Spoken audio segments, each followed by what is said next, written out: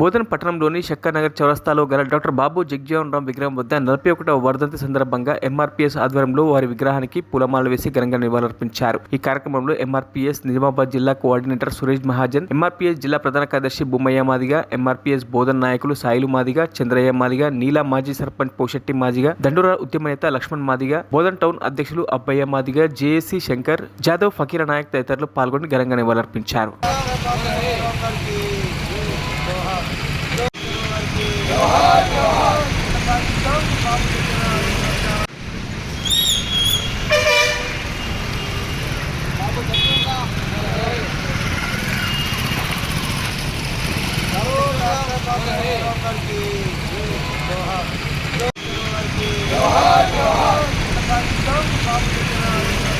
మరిన్ని అప్డేట్స్ కోసం మా ఛానల్ని సబ్స్క్రైబ్ చేయండి.